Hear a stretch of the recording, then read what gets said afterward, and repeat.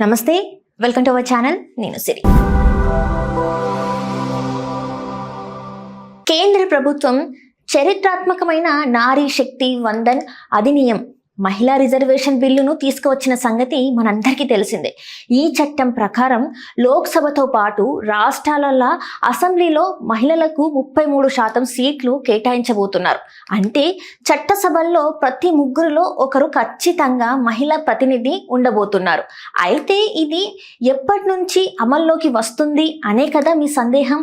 తాజా అంచనాల ప్రకారం దేశవ్యాప్తంగా జరగబోయే మొదటి జనగణన సెన్సస్ మరియు ఆ తర్వాత జరిగే నియోజకవర్గాల పునర్విభజన డీలిమిటేషన్ ప్రాసెస్ పూర్తయిన వెంటనే ఈ రిజర్వేషన్లు అమల్లోకి వస్తాయి. అంటే సుమారుగా 2029 నాటికి మహిళా రాజ్యానికి మార్గం సుగమం కానుంది. ఇక ఆంధ్రప్రదేశ్ విషయానికి వస్తే రాబోయే రోజుల్లో మహిళా ఓటర్లే గెలుపోటములను శాసించబోతున్నారు. రాష్ట్ర వ్యాప్తంగా అసెంబ్లీ నియోజకవర్గాలలో మహిళల సంఖ్య పురుషులతో సమానంగా, కొన్ని చోట్ల అంతకంటే ఎక్కువగా ఉంది. అసలు ఏపీలో ఏ నియోజకవర్గాలలో మహిళా ఓటర్లు ఎక్కువగా ఉన్నారు? రాబోయే డీలిమిటేషన్ తర్వాత మహిళలకు ప్రాధాన్యత దక్కే స్థానాలు ఏవి అనేది డీలిమిటేషన్ ప్రక్రియ తర్వాతే తెలుస్తుంది.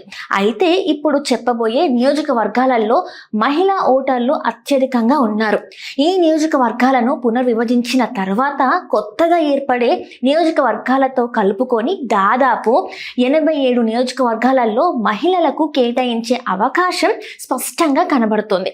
మహిళలు ఎక్కువగా ఉన్న నియోజకవర్గాలు ఒక్కసారి చూద్దాం. 1,65,570 మంది మహిళలతో భీమిలి నియోజకవర్గం, విశాఖ పార్లమెంట్ నియోజకవర్గం మొదటి స్థానంలో నిలిచింది. Panyam Nandyal parliament 1,54,460, Gajuwaka Visakha parliament 1,53,505, Chandragiri Chittoor parliament 1,47,522, Tirupati parliament 1,44,295, Mangalagiri Guntur parliament 1,41,514, Penamaluru Machilipatnam parliament 1,40,953, Rampachodavaram Araku SC parliament 1,40,090, Pendurthi Anakapalli parliament 1,39,430,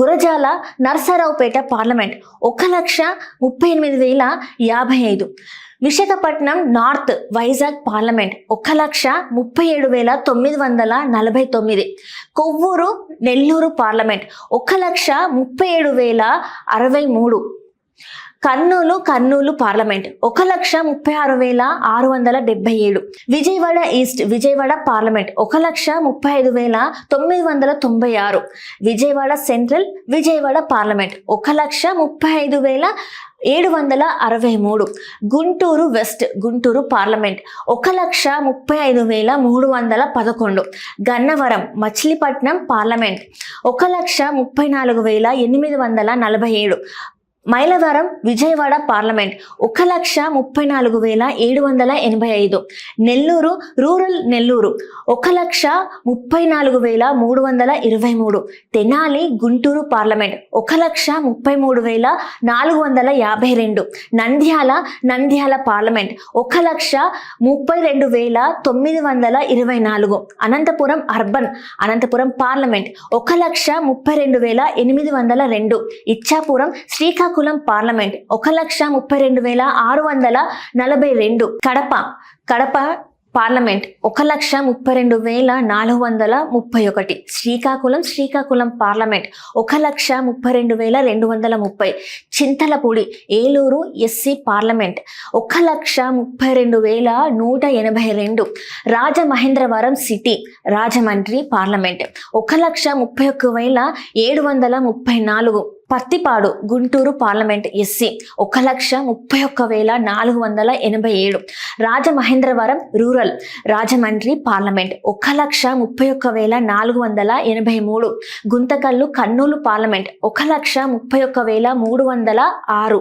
Kakinada city Kakinada parliament 1,30,741. Palamaner Chittoor parliament 1,30,413.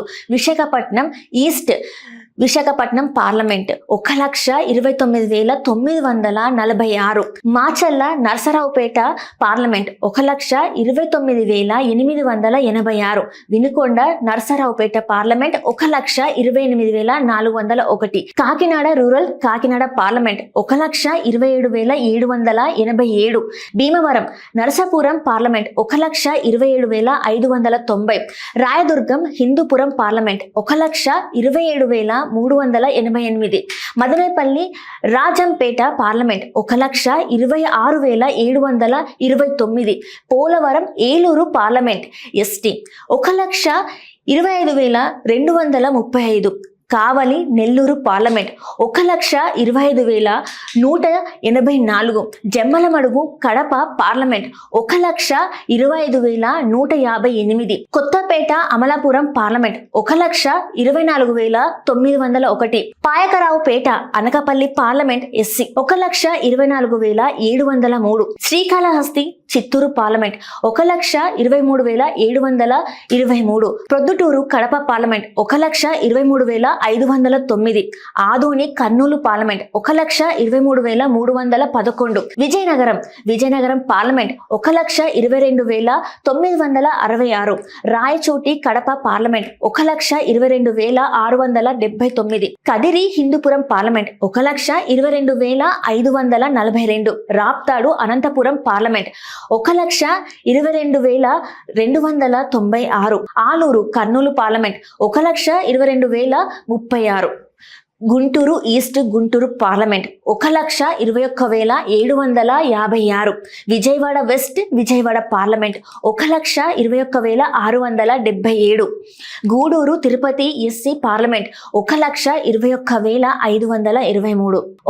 Ongole parliament 1,20,838. Banagalapalli Nandyal parliament 1,20,629. Tadipatri నియోజకవర్గంలో అనంతపురం 1,19,334 మంది మహిళలు ఉన్నారు. ఈ గణాంకాలను బట్టి ఒక్కటి మాత్రం స్పష్టమవుతుంది, రాబోయే రోజులలో ఏ రాజకీయ పార్టీ అయినా గెలవాలన్నా నిలబడాలి అన్నా మహిళా నాయకత్వానికి ప్రాధాన్యత ఇవ్వాల్సి ఉంటుంది. 33% రిజర్వేషన్లు అమల్లోకి వస్తే ఏపీలో 263 స్థానాలు ఏర్పడతాయి. వీటిలో 33% అంటే దాదాపు 87,088 సీట్లలో కేవలం మహిళలే బరిలో ఉంటారు. ఇది కేవలం సీట్ల కేటాయింపు మాత్రమే కాదు, సమాజంలో సగభాగంగా ఉన్న మహిళలకు నిర్ణయ అధికారంలో భాగస్వామ్యం కల్పించే చారిత్రక అడుగు అని చెప్పవచ్చు. కేవలం ఓటు వేయడమే కాదు, చట్టసభలకు వెళ్ళి తమ సమస్యలపై తామే గొంతెత్తే ఒక అవకాశం మహిళలకు లభించనుంది.